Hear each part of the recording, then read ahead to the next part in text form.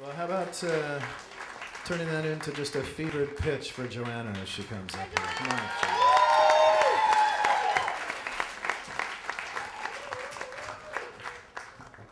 Okay. We're in the 80s. To keep the theme going, it's 1986 and I'm 25 and my life is crap. Total crap. I was doing stand-up comedy and everyone I knew around me was successful.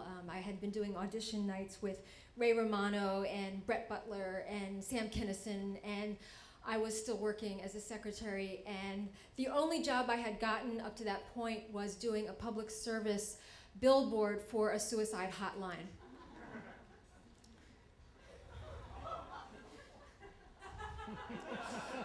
It wasn't much of a stretch. And I remember that when I was 25, I spent most of my free time in my apartment in Astoria. It was the best part about it, had a shag rug. And concrete underneath, probably why the shag rug. And I would clutch my Foreigner greatest hits and play I Want to Know What Love Is. And I wanted it to show me, and I wanted to feel what love was. And I wanted it to know me. And I had a fucking deadbeat boyfriend who kept saying, I don't see a future with you in it, but he saw his penis with me in it in the moment. And he was a comedian also, and I used to do jokes about him in the room, and I would hear him laughing, ha, as I was, you know, kind of vulnerably sharing our dysfunctional relationship, and make jokes about how, you know, he wasn't ready for commitment, but his penis was always like, so what are you doing Friday night? And he'd be like, good one, Joey.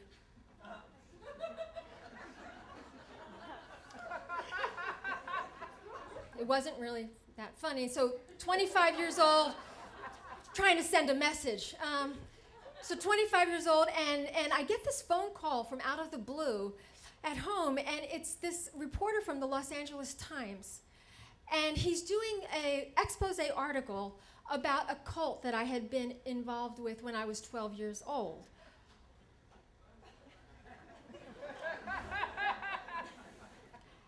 And the thing was, I really didn't want to talk so much about the cult. I had been in that cult from the time I was 12 to the time I was 16.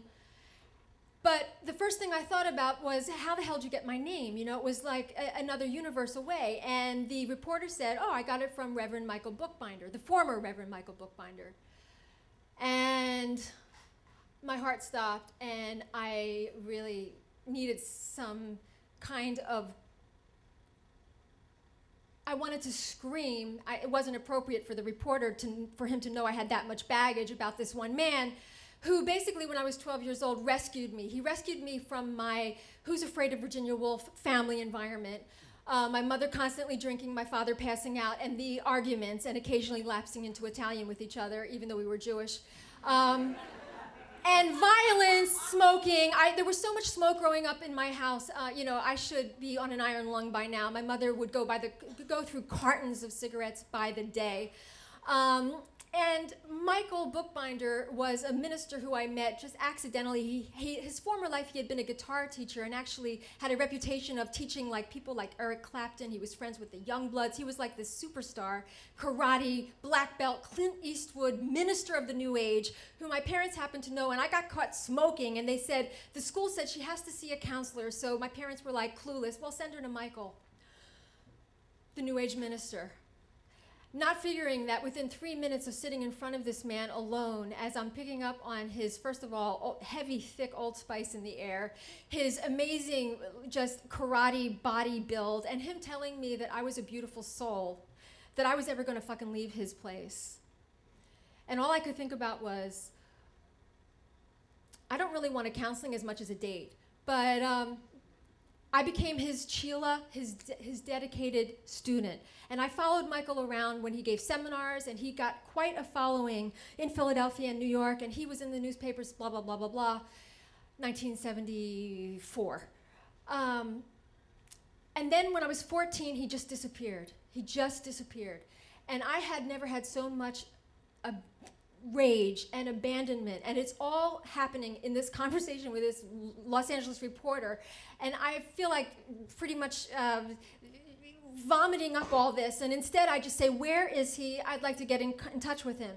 And the reporter says, I don't know if you want to do that, because he's living in California and he's just had a stroke, and he also has an aneurysm, and the doctors say he doesn't have long to live. Oh, one other thing, he's in and out of being lucid. So he used to be a bounty hunter, so he has registered guns, and he is shooting at anyone who rings the front door. So I got a ticket to go to California. And the cab comes up to the front door of this place, and Michael always has had really luck with very caring friends, and now he can't he can't work, he can't do anything, but his friends are supporting him, and it's a beautiful place. It's right out by the San Francisco Bay. And I'm like, even crippled, this man has charisma. And there's a big sign on the front door that said, if you're not invited, go away. And I rang the bell, and I'm 25 now, so I'm not the 12-year-old little girl, and I have a lot of anger and at the same time grief, and I really don't know what the fuck I'm doing there, other than I really wanted to know what love was and what had happened. And when I ring the bell, who answers but this little pixie woman who I'm like, well, I guess sex is off the table. But she introduces herself as being his physical therapist. And I'm like, yeah, okay. And I hear a voice inside, and it's Michael, and he says, who is it? And I say, it's Johanna. And I hear him laugh. And Kim excuses herself, and she leaves.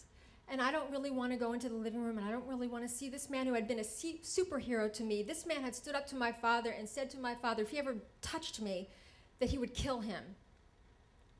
And he tried to say it as a joke, but my father took it for what it was. And I didn't want to see this man in any kind of pain. And I came where I could see him on the sofa. He's looking out at the bay, and he tried to get up, and he fell. Thank you. And he had a cane, and he tried to get up again. And I'm like, Michael, don't get up. I'm coming. And I walked up to the sofa where he was looking out, and I put my hands on his shoulders, because I couldn't really deal with looking at his face, because I just couldn't. And when I touched his shoulders, I had to say, I went to that place where there is no time, and we were just connected. And Michael's favorite song was Leon Russell's I Love You in a Place Where There's No Space or Time, and that's where we were. And finally, I sat down on the sofa, and we had one of those Oprah moments of like confessions, and Michael, he couldn't have had more apologies for me and what he had done and how he had left me, and he explained it all. And then I said to Michael, look, I'm not a little girl anymore, I'm 25. And if you ever have a time in your life where you're feeling better and you want to do that thing that men and women do when they like each other. And Michael had one arm in a sling and one good arm because his whole left side was paralyzed. And he opened his one good arm and he said, Johanna, I'm feeling better. Thank you.